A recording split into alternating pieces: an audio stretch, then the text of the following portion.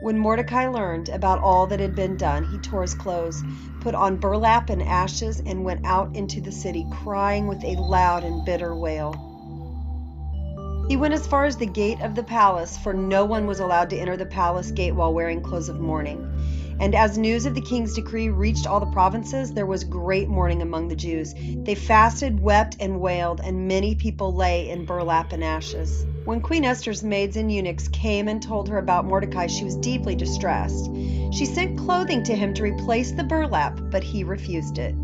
Then Esther sent for Hathach, one of the king's eunuchs, who had been appointed as her attendant. She ordered him to go to Mordecai and find out what was troubling him and why he was in mourning. So Hathach went out to Mordecai in the square in front of the palace gate. Mordecai told him the whole story, including the exact amount of money Haman had promised to pay into the royal treasury for the destruction of the Jews. Mordecai gave Hathach a copy of the decree issued in Susa that called for the death of all Jews.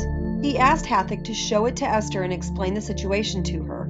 He also asked Hathach to direct her to go to the king to beg for mercy and plead for her people. So Hathach returned to Esther with Mordecai's message. Then Esther told Hathach to go back and relay this message to Mordecai.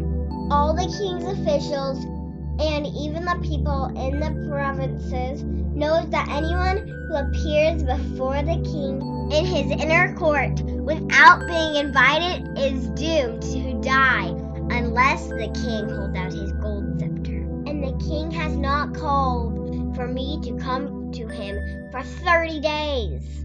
So Hathach gave Esther's message to Mordecai. Mordecai sent this reply to Esther. Don't think for a moment that because you're in the palace, you will escape when all other Jews are killed. If you keep quiet at a time like this, deliverance and relief for the Jews will arise from some other place, but you and your relatives will die. Who knows if perhaps you were made queen for just such a time as this. Then Esther sent this reply to Mordecai. Go and gather together all the Jews of Susa and fast for me. Do not eat or drink for 3 days, night or day. My maids and I will do the same. And then, though it is against the law, I will go in to see the king. If I must die, I must die. So Mordecai went away and did everything as Esther had ordered him.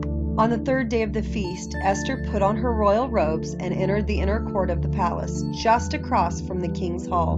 The king was sitting on his royal throne facing the entrance. When he saw Queen Esther standing there in the inner court, he welcomed her and held out the gold scepter to her. So Esther approached and touched the end of the scepter. Then the king asked her, What do you want, Queen Esther?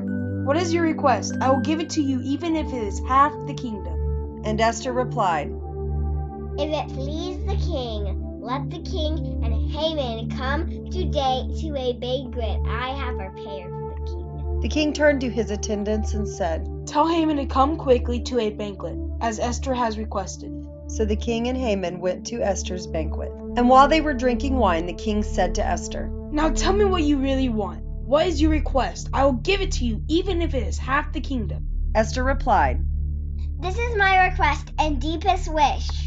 If I have found favor with the king, and if it pleases the king to grant my requests and do what I ask, please come with Haman tomorrow to the banquet I will prepare for you. Then I will explain what this is all about. Haman was a happy man as he left the banquet, but when he saw Mordecai sitting at the palace gate, not standing up or trembling nervously before him, Haman became furious. However, he restrained himself and went on home.